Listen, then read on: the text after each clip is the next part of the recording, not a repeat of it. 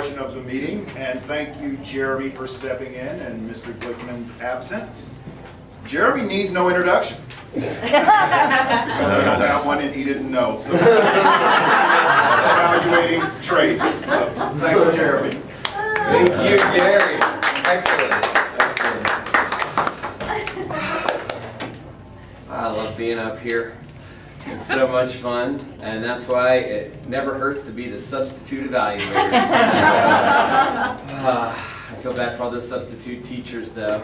They don't have to deal with Trace's mustache, though, and that's good because it's a little disconcerting with the handlebars. I have to say, for me, I do think it's that bygone relic.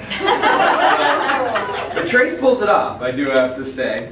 I loved the humor that you threw into your speech. It just tied everything together beautifully. The goals of your speech today were to select an appropriate outline, make your message clear, use appropriate transitions, and create a strong opening and conclusion. Let's start with that last one. The opening and conclusion, you tied them together by making them the same. The mustache you a question. That was fantastic. I love that you opened with a joke. It grabbed us all and it opened up all our minds right off the bat.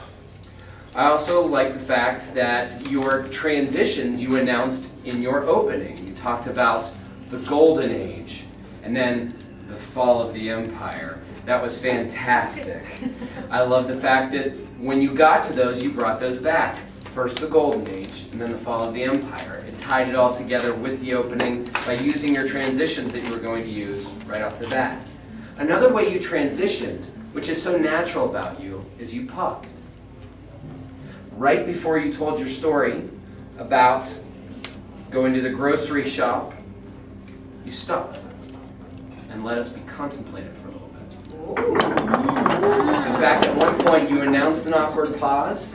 And I actually wished you hadn't done that because you had this nice long pause where we all got to stop and think about what you'd said. You didn't need to tell us it was an awkward pause. You could have just left it and we would have thought it was a pause. You wanted us to all feel a little awkward. In the meantime, you also had really great volume throughout your speech. Everyone could hear you. And one of your major strengths, just coming back to it, was the humor. Just throwing in little things like the flavor saver, the soup strainer, showing us pictures of Ned Flanders, nose neighbor. I think that was my favorite one, my nose neighbor. And then, of course, the creepy guy with a cute puppy. So many things that made us laugh, and it kept us so interested in your speech. Little improvements I would make today. You had your hands in your pockets a little bit.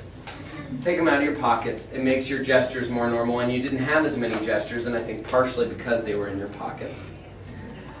Eye contact. You were up and looking at the room some, but you were kind of quickly scanning the room like this. Take a little bit of time and pause and make us look at your mustache for a little while directly. And add a little bit of pitch. You talked about the cutesy mustache with this. I would like to hear you say it's such a cutesy little mustache when you're wearing the big man mustache. You add a lot of interest to your speech. But you're very natural with your speaking. Those are little wrinkles that you're going to learn through your path. I'm really looking forward to your next one. Come back up here quick again, Trace. Great job. Mr. General Egg.